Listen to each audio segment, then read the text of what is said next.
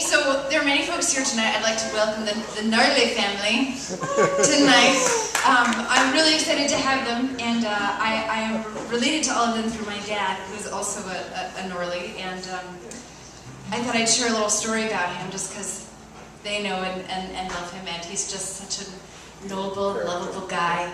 I'm really excited to go, after we're done with this tour, I'm going to spend a couple of weeks with him out in New Hampshire over the 4th of July weekend, where we're going to have our annual family reunion. And then the thing you have to understand about my dad is when we were real little, you know, bless his heart, as I learned how to say in the South, he didn't really know what to do with babies. But once we got to the age where he could remember being our age, it was so awesome because he just dove right into his own nostalgia for being 5, 6, 7, 8, 9, 10 years old. And so we basically like he relived his whole childhood with us and would share with us everything that he loved about his childhood, the music, and he took us up to the Adirondacks in the summer the same way that his dad had up in upstate New York. And the other thing he did was occasionally he would take us out to the drive-in. Now there weren't a whole lot left when I was a kid, and I know that there are even less left now. So it was a real special treat to go. And the few times we would go, we'd always come back all enthusiastic to try to keep the culture of the drive-in alive by recreating the experience of the drive-in in the comfort of his own home. And this took on a lot of different forms, my particular favorite of which was when he said, well, we've got a garage out the back. It was a detached garage from the house where he was living. And it was right when those big kind of flat screen plasma TVs had just come out that you could hang on the wall, and they were only like, 2 inches thick or something like that. And he said, I've got the perfect idea. We're going to buy a plasma TV, like the biggest one we can find. We're going to hang it on the wall in the garage at the back. And we're going to drive into the garage, shut the back, and we're going to watch the movie in the car, and it's going to be just like the drive-in. And I was sort of a surly teenager at the time, and I just said, I kind of just want to sit on the couch, And but bless his heart, he figured something out, and now at our family reunion every year, we do indeed. We sit out in the backyard in these beautiful Adirondack chairs.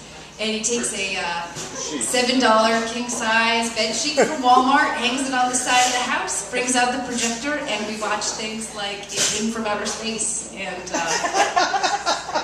Them, and The Blob. And it's great, and I just love it. I love it about my dad, and I, would never have any idea about any of these movies if it wasn't for him. And I can't say that I'm a better person for knowing them, but I am definitely a better person for knowing and loving my dad. So this is one that I wrote for him to sort of pay homage, if you will, to his childhood.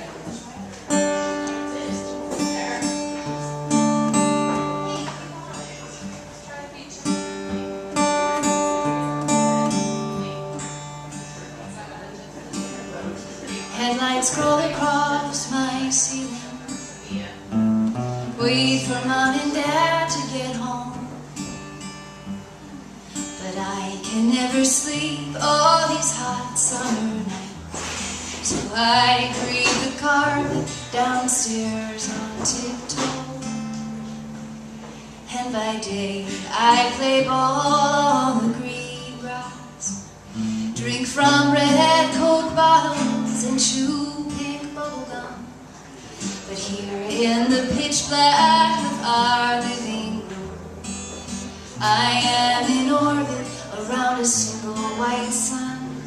And who will I find when I turn the knob? A gigantic robot, the thing, or the blob?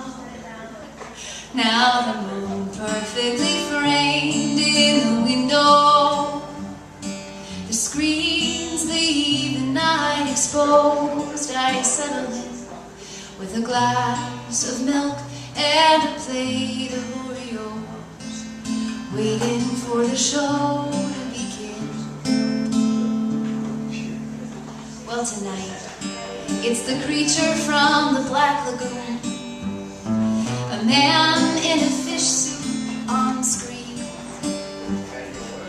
I've never been so afraid in my life. I can't bear to look but I can't wait to see his face. He surprises her in the hotel and looks so disappointed when she cries for help.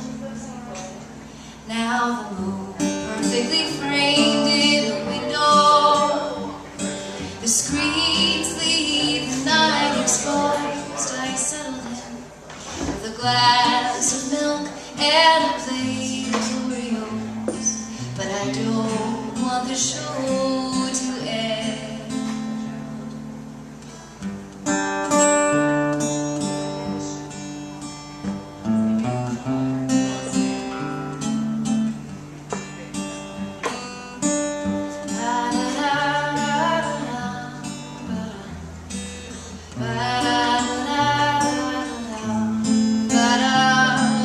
Sometimes I wonder, is that what I have?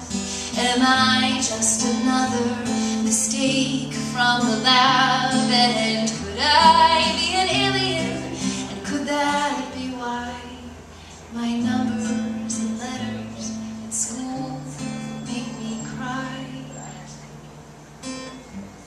Headlights crawl across my ceiling. Mom tucks the sheets around my bed. I can never sleep all these hot summer nights, and I don't want the show to end.